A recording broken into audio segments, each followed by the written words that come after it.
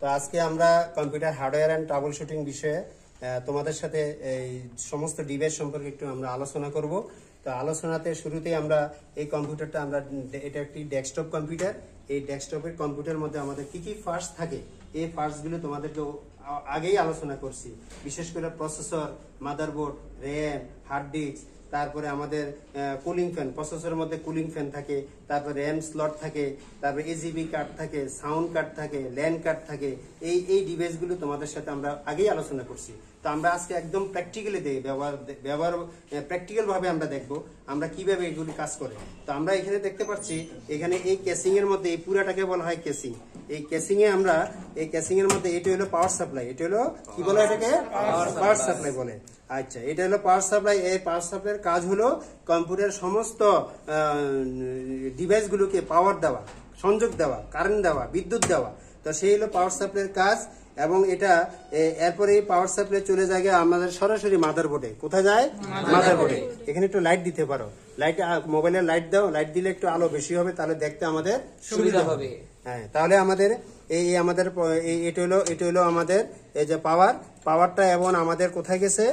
মাদারবোর্ডে গেছে। এটাকে হলো মাদারবোর্ড। এখন আমরা মাদারবোর্ড যদি এই পাওয়ারটা আমরা খুলতে চাই, এই যে দেখো আমরা মাদারবোর্ডে এই যে পাওয়ারটা আমরা খুলছি। এটা হলো আমাদের কতটা পিন আছে এখানে? 40টা পিন আছে এখানে।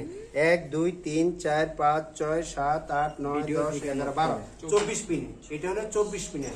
সাধারণত 16 পিন থাকে, আদার থাকে আবার বড়টা হলো 24 পিনের। এটা কয়টা পিন? 24 পিনের। এই 24 পিনে আমাদের পাওয়ার সাপ্লাইয়ের এটা অংশ থাকে। এই পাওয়ার সাপ্লাই যখন আমরা ব্যবহার করি, তখন আমরা কম্পিউটারের ভিতরে কিন্তু এই পাওয়ার যদি না আসে, তাহলে তো কোনো কাজই হবে না। তার জন্য আমরা পাওয়ার সাপ্লাই আবার যখন লাগাবো, ঠিক এইভাবে আমরা লাগাবো। ঠিক আছে, এইভাবে আমরা পাওয়ার সাপ্লাইটা আমরা লাগাবো। এটা হলো এক্সট্রা বা 2 পিন, তাহলে মনে 20 পিন। এই আর এটা হলো র্যাম। এটাকে বলা হয় র্যাম, র্যান্ডম অ্যাক্সেস মেমোরি। র্যামের কাজ কি? কম্পিউটার অস্থায়ীভাবে কাজ করে। র্যামের কাজ কি? কম্পিউটার অস্থায়ীভাবে কাজ করে। এটা হলো এই ডাটা র্যাম। এটা হলো 8 জিবি র্যাম। কত জিবি র্যাম? 8 জিবি র্যাম থেকে 2 জিবি থাকে, 1 জিবি থাকে, 2 জিবি থাকে, তারপর 4 জিবি থাকে, তারপর 8 জিবি থাকে। এখন কিন্তু মানে 16 জিবি চলে আসছে বাজারে। আমরা যখন কম্পিউটার কিনবো, তখন আমরা কেনার সময় আমরা লক্ষ্য করব যে আপনার প্রসেসরের কত, র্যাম কত, হার্ড ডিস্ক কত। ঠিক আছে, এখন আমরা যে হার্ড ডিস্কটা কিনছি, এই হার্ড ডিস্কটা আছে এখানে, এগুলো 1 টেরাবাইট, 1 টিবি। টিবি মানে কি? টেরাবাইট।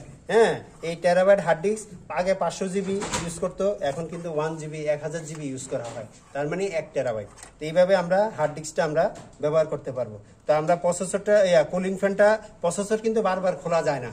খুললে হয়তো কোনো প্রবলেমও হতে পারে।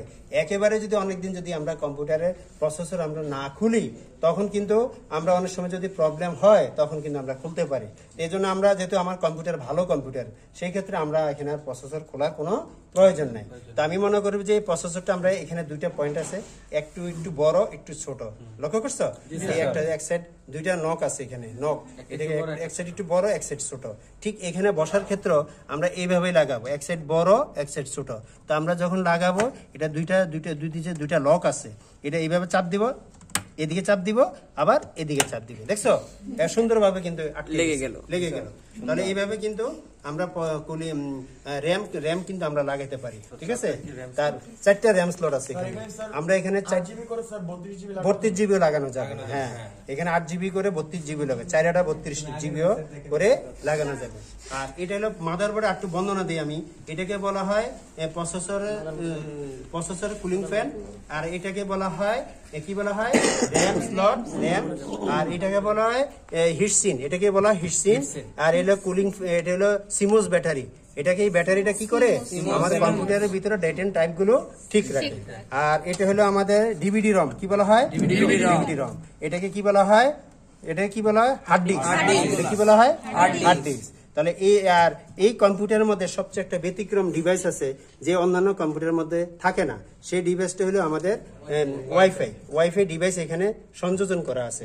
তাহলে হ্যাঁ, ওয়াইফাই সংযোজন করা থাকে। আর ইদানিং সব কম্পিউটারে কিন্তু আমরা ল্যান কার্ড থাকে। তাহলে আমরা যখন ল্যান কার্ড থাকে এবং এজিবি কার্ড থাকে, তখন কিন্তু আমরা এইভাবে ব্যবহার করতে পারি। তো আমরা আশা করব যে আমরা আজকে তোমাদেরকে যেই হার্ডওয়্যার ট্রাবল শুটিং এর মধ্যে হার্ডওয়্যার মধ্যে যে সমস্ত যন্ত্রগুলো আমরা ডিভাইসগুলো আছে এগুলো তোমাদের সাথে আগেই আমরা পরিচয় করে দিয়েছি computer basic and ICT application কোর্সে শুরুতেই কিন্তু আমরা যখন এই কোর্সটা শুরু করি তখন কিন্তু তোমাদেরকে এই যন্ত্রপাতিগুলো আমরা পরিচয় দিছি কম্পিউটার কনফিগারেশনে। এখানে কম্পিউটার কনফিগারেশনে আমরা ডেস্কটপও দেখাইছি, ল্যাপটপও দেখাইছি। তো আমরা আশা রাখবো তোমরা যখন এই কোর্স শেষে যদি কোথাও কম্পিউটার কিনতে যাও অন্তত নিজের মধ্যে সেই একটা আত্মবিশ্বাস হবে যে তোমরা যেন নিজেই যেন একটা কম্পিউটার যেন অ্যাসেম্বল করতে পারো ইনশাআল্লাহ। এই আশা ব্যক্ত করে আমি তোমাদের আজকে ক্লাস আমরা এখানে শেষ করতেছি। এরপর আমরা অপারেটিং সিস্টেম কিভাবে ইনস্টল করে সেটা তোমাদেরকে দেখাবো। তো ধন্যবাদ সকলকে।